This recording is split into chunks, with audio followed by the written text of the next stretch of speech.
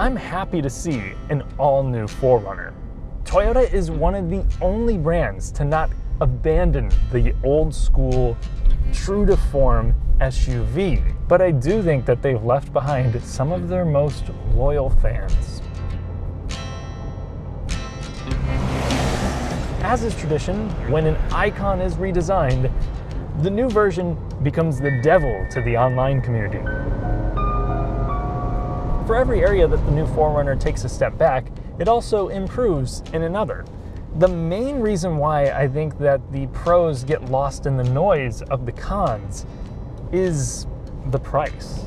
Sure, you can still buy an SR5 four-wheel drive for 45 grand. However, in 2024, the top dog TRD Pro that people used to call too expensive costed 14 grand less than the 4Runner that I'm currently driving. The cloth seat TRD off-road spec that I drove last week was still in the mid $50,000 range US.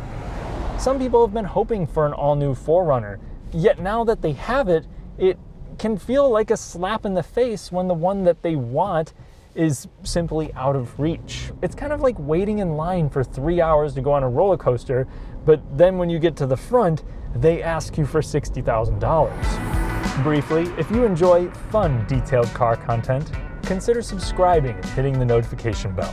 If we hit 100,000 subs before 2026, I'll make another special series of your choosing. Thank you. After last year's complete redesign for 2026, they've increased availability of the disconnectable sway bar. The TRD Pro special color is now Poisonous Rainforest Frog, and there's some inflation on the MSRP. Once we've come to terms with the price and evaluate the truck at hand, the 4Runner does make a case for itself. The first thing that you'll probably notice hopping behind the wheel is that this engine marks a big improvement for the nameplate. The 4Runner's new ticker might not be the most refined heart, but it is more than ready to work. So it is a 2.4 liter turbocharged inline-4 with 317 pound-feet of torque as standard. You're going to make a lot more mid-range power. That means during regular passing maneuvers and just getting up to speed half throttle, it's gonna feel much more spirited than the outgoing truck and than some of its V6 competition like the Honda Passport. Also important is that it's now hooked up to an 8-speed automatic. So with more gear ratios to choose from, it does a better job of staying in its power band. This gearbox also makes great decisions. It is not afraid to downshift whatsoever. I've driven this base powertrain in the Tacoma more than a few times, and there you're going to expect, a mid 7 second 0 to 60 if you care about the flat out acceleration numbers. But if all you want is relaxed acceleration, I assure you this is a good engine, and if you want better response and more torque, you can go with the hybrid variant. This is going to add an electric motor in between the same 2.4 liter and 8-speed automatic. It slightly improves the passing power.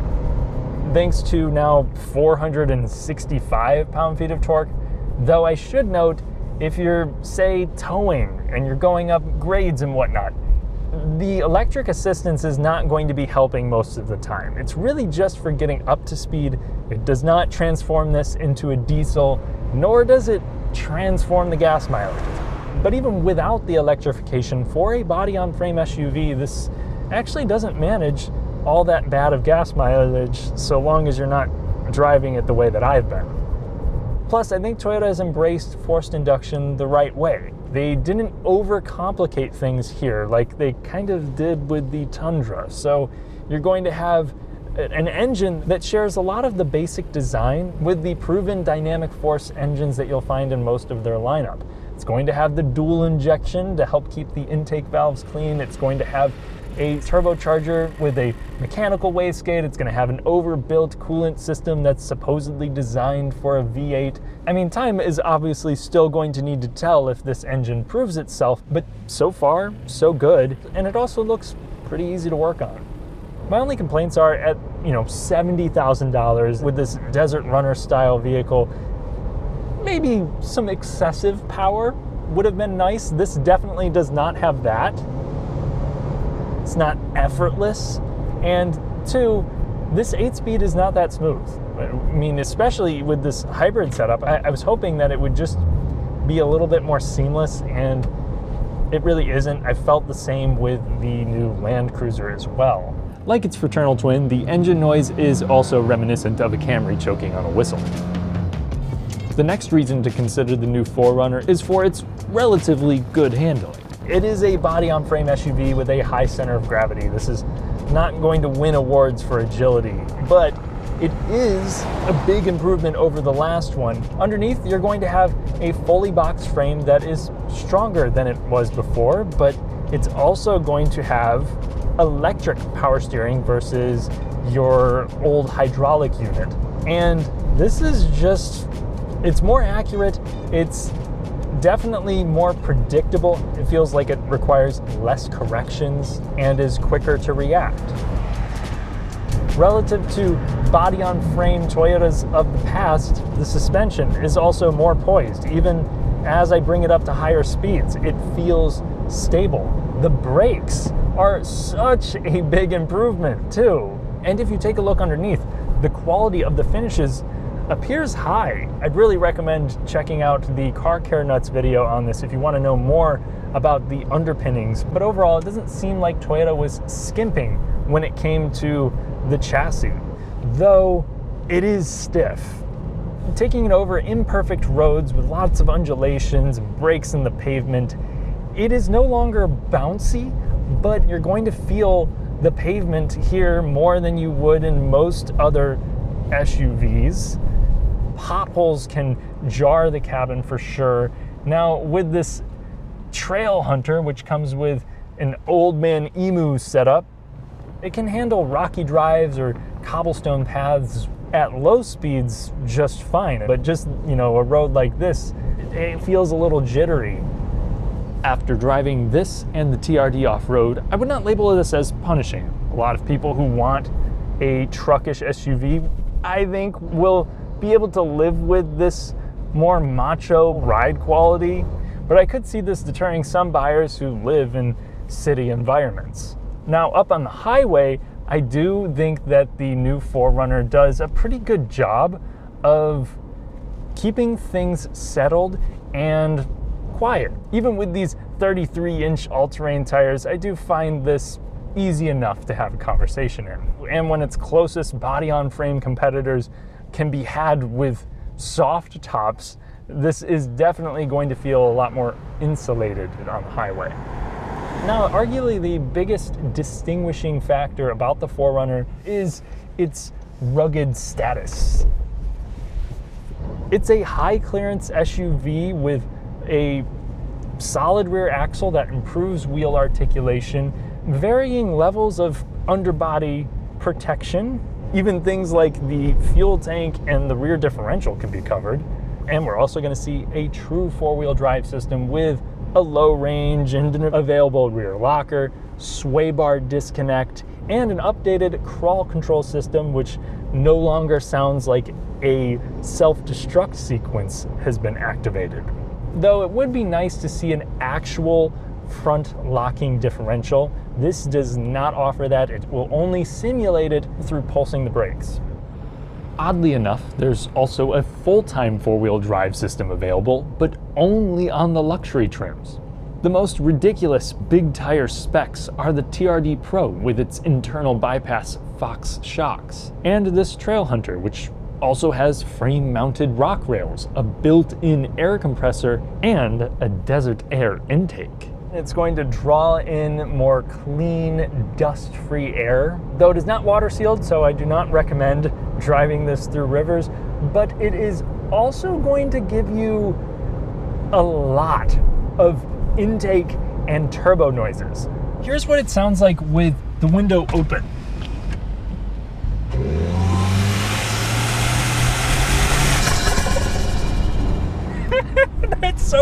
It is insane to see that on a stock 4Runner. Even with the windows closed, if you so much as tap on the throttle, you're going to hear this. It kind of sounds like someone with a stuffy nose is sitting in your passenger seat. It's probably going to be annoying for a lot of your more casual 4Runner audience. In fact, most people who buy this are not going to want that. But I think that's the whole point of a decked out trim like the Trailhunter. You shouldn't buy this one unless you are a very dedicated enthusiast. So props to Toyota for just doing something silly. I'm also a big fan of the aesthetics of the new 4Runner. Now, in SR5 form, it is admittedly pretty basic, but in the off-road grades like the Trailhunter, it really starts to fill out nicely. So with these headlights, you have the ability to adjust the height, which is really neat. The Trailhunter and TRD Pro grades get little special emblems. Rigid Industries fog lights will also come on those grades. And with the Trailhunter, they can actually change colors. The top dogs even get an integrated light bar. You're also going to have these really sick looking wheels that complement this color so well. This is the Everest color, and personally, in this configuration, I think that it is almost as good looking as the new Land Cruiser. Let me know what you guys think. I will say I'm a little bit disappointed that you are going to find unpainted door handles. That feels kind of cheap. I guess it goes with these extended fender flares. A hallmark of the 4Runner for quite some time now has been this sliding rear glass. It makes for quick cargo access or easy transport of some long items. And it also allows for some really nice ventilation of the cabin. Now, you do have, for the first time ever in any 4Runner, an available power rear gate. Of course, that is only going to come with the premium package, which means that you're going to be spending at least, I think, $57,000 to get that. This is the hybrid, so that means that we have less cargo space. This floor would normally be kind of like below this point, but instead it is very high, though because the truck itself is very tall, you still have an acceptable amount of cargo space. The seats will not fold down flat, but they will tumble to allow for some taller items. In a couple of trims without the hybrid, you can also equip this with a third row. And you have just enough space for someone that is 6'3" to fit in the front and the back with no big issues. Rear AC vents are standard, as are charging ports. And I think another pro to the 4Runner is this straightforward, utility-focused cabin. In the door pockets, you're gonna have a ton of places to put things. In the center here, you're going to have a wireless charger that actually works on my iPhone, and a decent amount of little storage cubbies. This center console is tiny. I was kind of surprised to see that, but I was thankful to see that we have big physical inputs for all of our HVAC controls. They are textured nicely as well. This gauge cluster also looks crisp. It's easy to understand and very configurable. And this touchscreen, while it is large enough for the people in the next lane over to also use your navigation, response time is at least fine. And if you don't want all of these pixels, you can get an 8-inch setup on less well-equipped models. I'd also like to compliment the seats too. I think they have great cushioning. The driving position is high and supportive.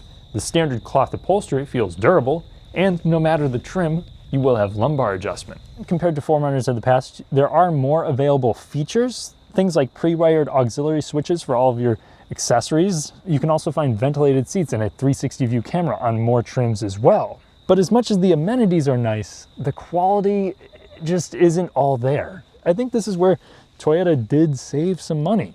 Now, the design is sharp. I like that they play around with some of the textures, and with this one being the Trailhunter, it's got this kind of green hue to it, this kind of stony looking interior plastics, whatever. It looks good. But then you start looking a little bit closer, and the panel fitment just isn't good for the price that they're asking for. And then in some of the mid $50,000 trims, you don't have this soft touch materials. It's all just this really cheap, chintzy plastic. If you go for the premium package, yeah, it's gonna feel better, but I was just expecting a little bit more. And the high dashboard and high console height leaves this feeling less spacious than the dimensions suggest.